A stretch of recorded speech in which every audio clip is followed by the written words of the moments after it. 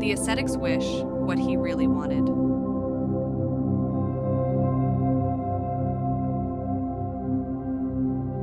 This story deals with the themes of controlling desire, the importance of misunderstanding and communication, and the value of humility and spirituality. Once upon a time, there was a wise ruler named King Panchala. During this king's reign, a man from the Brahmin caste renounced the world and chose the path of an ascetic.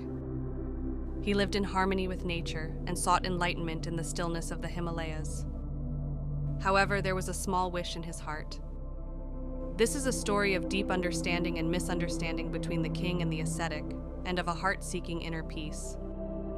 Long ago, this story takes place when King Panchala was ruling the city of Uttara Panchala in the country of Kampalaka. A man born into the Brahmin caste, after mastering various fields of study, renounced the world and became an ascetic. Wanting to live in accordance with nature, he sustained his life by gathering and picking roots and fruits from the forest, and lived alone in the Himalayas for a long time. When he needed something salty or sour, he would occasionally come out to civilization, make his way to Panchala's capital, and always stay in the king's garden. At dawn, he would walk through the city single-mindedly begging for alms. Seeing his figure standing in front of the castle gate and his way of walking, the king, impressed by his devotion to ascetic practice, invited him into the castle and treated him to a feast fit for a king, deciding to have him live in the palace. Thus, the ascetic came to spend his days in the palace, but he thought he would like to return to the Himalayas once the rainy season had passed. For a long journey, even if they're single-soled, I'd like shoes with soles. And even if it's made of leaves, I'd like an umbrella. I wonder if I should ask the king for them. One day, when the king came to his hut to pay his respects, he tried to speak up. Well, shoes and an umbrella. The words were about to come out of his throat, but suddenly another thought occurred to him. But wait, it would be good if I could ask for something and receive it successfully. But if it's denied, it will be awkward for both the king and myself.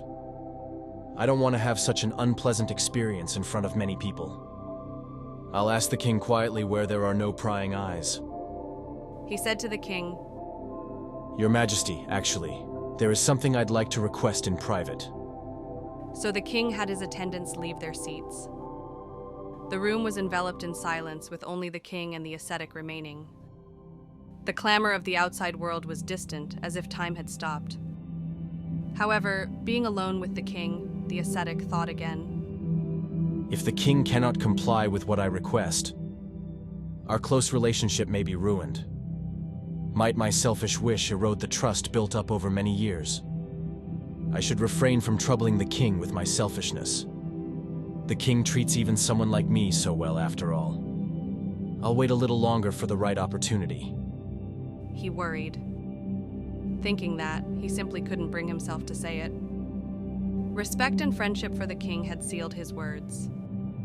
Your Majesty, I will not speak of it today. I will do so another time. Please return to your duties. The ascetic said quietly, his voice filled with deep hesitation and respect. The king returned with a tilted head. In his eyes dwelt a light of inquiry, trying to read something hidden deep in the ascetic's heart. However, the king could not understand the inner conflict of the ascetic.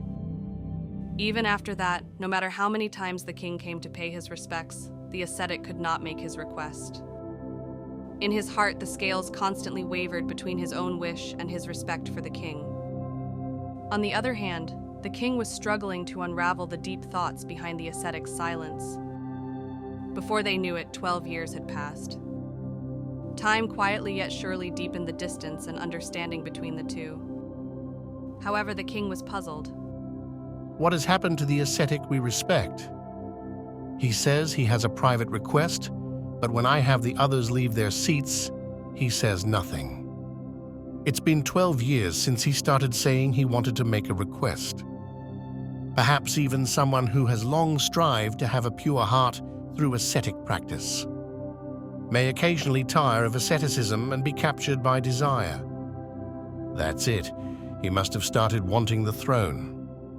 Unable to openly say he wants the throne, he must have kept silent because of that.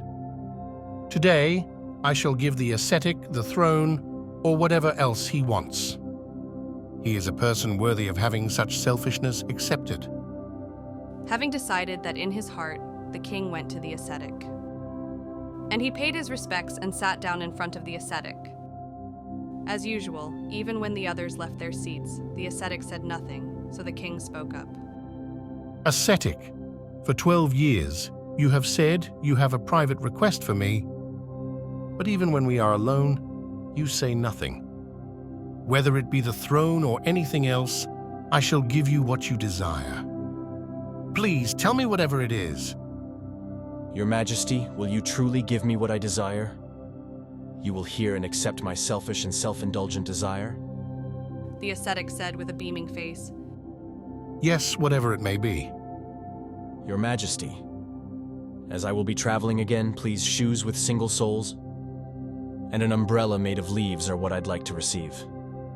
Please forgive such a rude request. I am pathetic for succumbing to desire.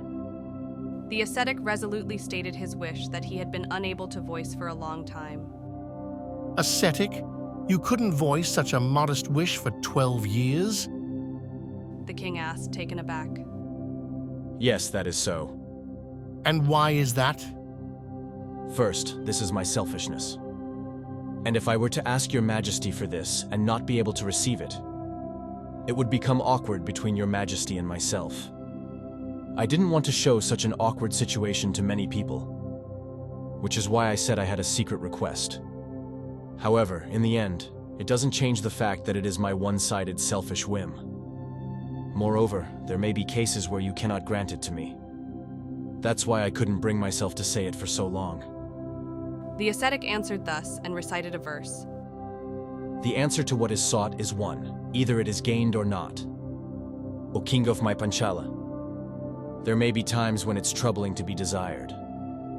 There may be times when one wants but cannot give. At such times, what is gained is awkwardness for both parties. To the people of Panchala, the awkwardness between the king and myself must not be shown, thinking that I hesitated to speak. The king, moved by the ascetic's sincerity, promised to grant his wish and recited a verse. The best cow and a red cow, these I shall offer to you. Having heard your verse that discerns the precious principle, I cannot help but give. However, the ascetic said, Your Majesty, I do not desire luxurious items in the slightest. Please give me only what my heart truly desires, only what is necessary for this journey. The ascetic quietly wished. In his words could be felt a pure wish for what he desired, and an insistence on a life free of excess. And so, with shoes with single soles and an umbrella made of leaves, he began preparations to set out on his journey once more. These simple items were symbols of his austere life and spiritual journey. The shoes served as protection for walking on harsh terrain, and the umbrella was an essential item to shield him from the sun and rain, indispensable to him. Your Majesty, please govern the country with sincerity, uphold the law, and give to the people.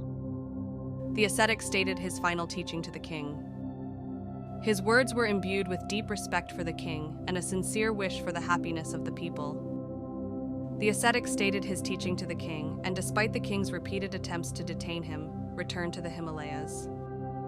He had chosen a solitary life in nature, his resolve was firm, and his heart was already turned towards the distant mountains.